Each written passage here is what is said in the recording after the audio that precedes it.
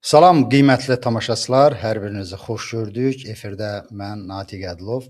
Bugünkü proqramda sizə iki material təqdim etmək niyyətindəyəm. Bəlkə də özümün də xüsusi bir şərhlərim oldu.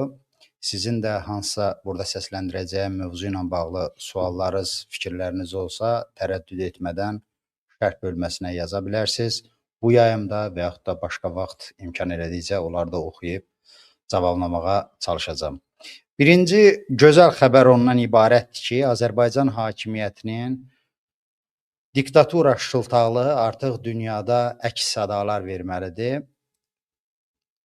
Gələn ay, yəni iyunun 22-si, 26-sında Avropa Şurasında Azərbaycanda aparılan o repressiyalar müzakirə olunacaq. Avropa Parlamentinin deputatları artıq qətnamə layihəsi hazırlayıb. Böyük ehtimalla o layihə böyük səs çoxluğu ilə Avropa Şurasında qəbul olunacaq. Avropa Şurasından bilirsiniz ki, bizim deputatları saxtakarlığına görə bir neçə ildə qovalayıblar, ora hələ ki buraxmırlar.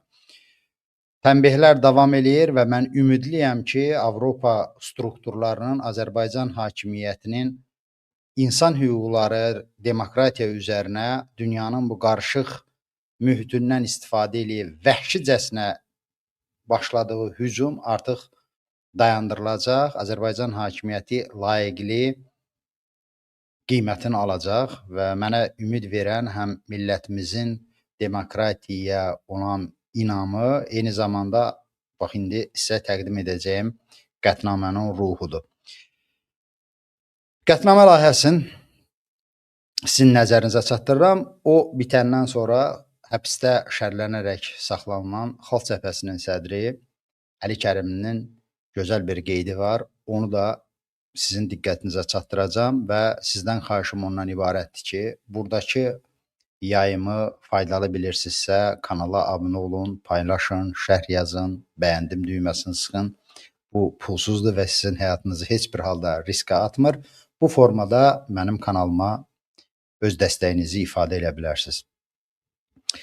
Qaydırıq Avropa Şurasında qəbul olunacaq qətnamə layihəsinə. Nə deyilir bu sənəddə? Sənəddə yazılıb ki, Azərbaycanda siyasi pluralizm, ifadə azadlığı, məhkəmə müstəqilliyi və vətəndaş cəmiyyəti sahəsində ciddi geriləmə var və bu Avropa Şurası qarşısında götürülmüş öhdəliklərin pozulmasıdır. Azərbaycan hakimiyyəti hay özün dəloğlanlığa qoyub ağnasa da, soncuqlasa da, onun bu beynəlxalq təşkilat qarşısında öhdəliyi var, imza atıb götürdüyü öhdəliyi var. Azərbaycan özü xahiş minnətlə o təşkilata üzv olub və onun borcudur ki, təşkilat qarşısında götürdüyü öhdəlikləri əməl eləsin və sənəddə də qeyd olunur ki, bu öhdəlikləri pozur. Qeyd edilir ki, müxalifət fəalları, jurnalistlər, hüquq müdafiəçiləri, vətəndaş cəmiyyəti nümayəndələri tez-tez cinayət qanunvericiliyindən siyasi təzyiq vasitəsi kimi istifadə olunmaqla həbs edilirlər. Səsi bağlayayım burada. Bu həbslər çox vaxt qaçaqmalçılıq, vergi pozuntuları, qanunsuz sahibkarlıq, narkotik saxlama, xuliqanlıq, dövlət əleyhinə fəaliyyət kimi ittihamlarla həyata keçirilir. Sənəddə müxtəlif kateqoriyalar üzrə siyasi məhbusların, o cümlədən Əli Kərimlinin, Qubad İbadoğlu'nun ki, hazırda ev dustaqlığındadır, Akif Qurbanovun, Ələsgər Məmmədlinin, Ruslan İzzətlinin, Rüfət Səfərovun, Bəxtiyar Hacıyevin, jurnalistlərin adı sadalanır. Sənəd Azərbaycan hakimiyyətini siyasi repressiyalara və həbslərə son qoymağa, müstəqil medianın fəaliyyətinə imkan yaratmağa, hüquq müdafiəçilərinə qarşı təzyiqləri dayandırmağa çağırır.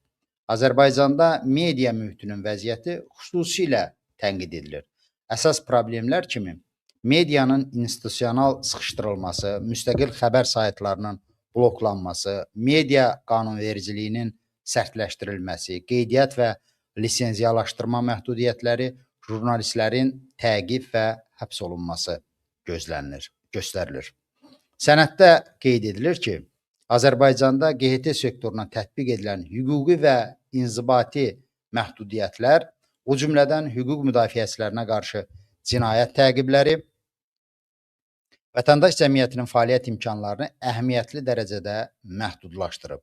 Sənəd ölkədə məhkəmə sisteminin icra hakimiyyətindən asılılığına da diqqət ayırıb. Siyasi həssas işlərdə məhkəmələrin qərəzli qərarları, müdafiə hüququnun məhdudlaşdırılması, uzunmüddətli istintaq tədricləri, ədalətli məhkəmə standartlarının pozulması kimi halların narahatlıq doğurduğu vurğulanır.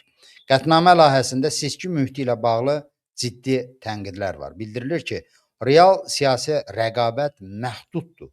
Müxalifət üçün bərabər imkanlar yoxdur. Sərbəst toplaşma hüququ məhdudlaşdırılır. Siyasi müşahidəçilik institutu üçün mühit yoxdur. Şəffaflıq zəifdir.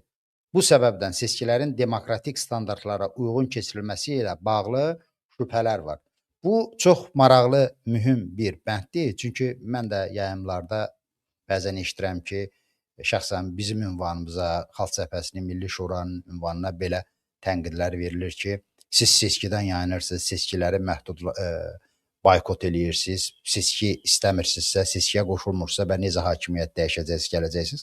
Burada, bu qətnamədə bizdən qat-qat ağıllı siyasətçilərin, ekspertlərin toplaşdığı Avropa qurumunda göstərilir ki, Azərbaycanda olan nə siyasi mühit, nə qanunvericilik azad, ədalətli seçki üçün deyil. Yəni, bu qanunla seçki keçirib, onun nəticələrinə güvənmək olmaz və buna görə də tənqid olunur. Eyni zamanda qətnamə layihəsində Azərbaycan hakimiyyətindən tələblər edilib ki, dərhal siyasi məhbusları azad etsin, jurnalistlərə qarşı cinayət təqibləri dayandırılsın, repressiv hüquqi mexanizmlər ləğv edilsin.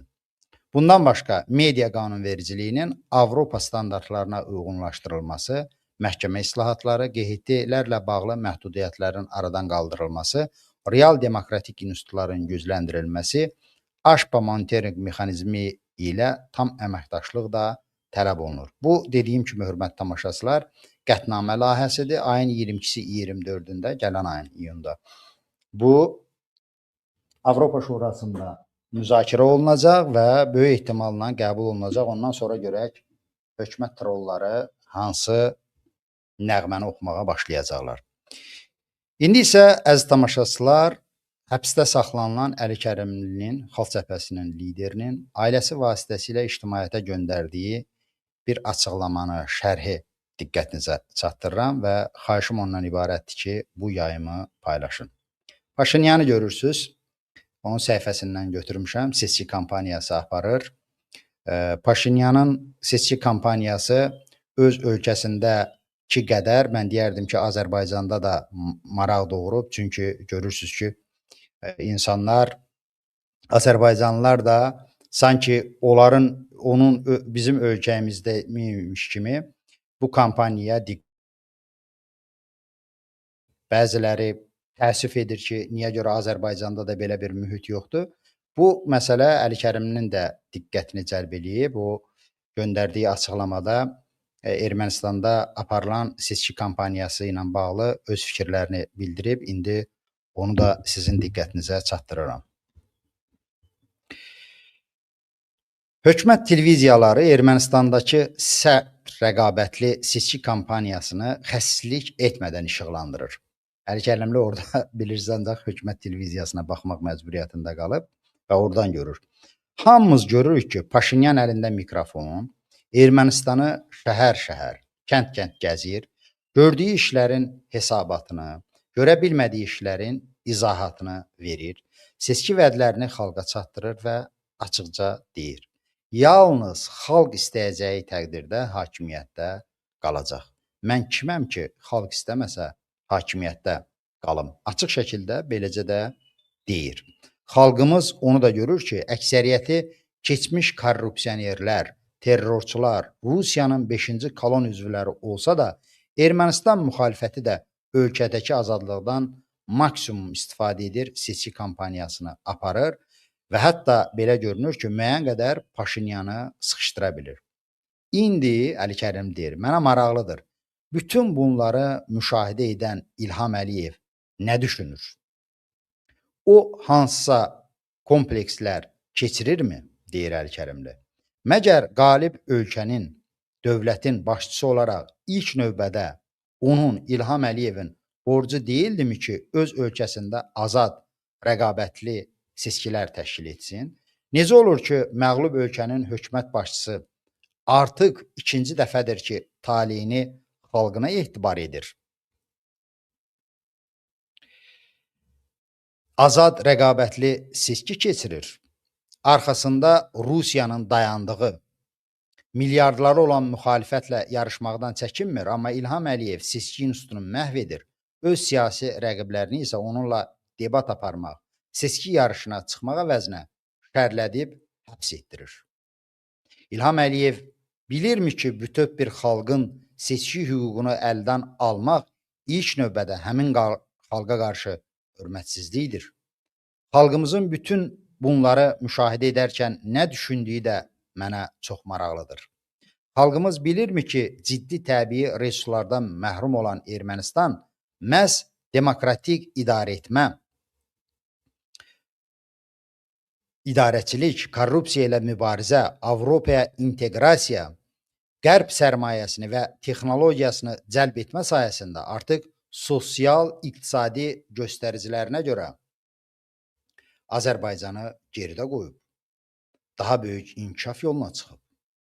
Xalqımız bilirmi ki, bugün dünyada 140-dan artıq ölkə xalqlarının malik olduğu özünə parlament və hökumət seçmə hüququndan onu məhrum etmək, ilk növbədə ona sayğısızlıq, hörmətsizlik, təhqirdir. Xalqımız unutmamalıdır ki, deyir Əli Kərimli, rifahın da, inkişafın da, xoşbəxtliyin də açarı olan azadlıq, yalnız onu israrla tələb edəndə və uğrunda hamılıqla mübarizə aparanda əldə olunur, deyə Xalq Cəbhəsinin həbsdə saxlanılan lideri Əli Kərimli Dövlət Təhlükəsizlik Komitəsindən göndərdiyi mesajda bildirib. Bu qədər, hörmətli tamaşaçılar. Yayını bəyənməyə, kanala abunə olmağı sizdən xahiş edirəm. Sağlıqla qalın.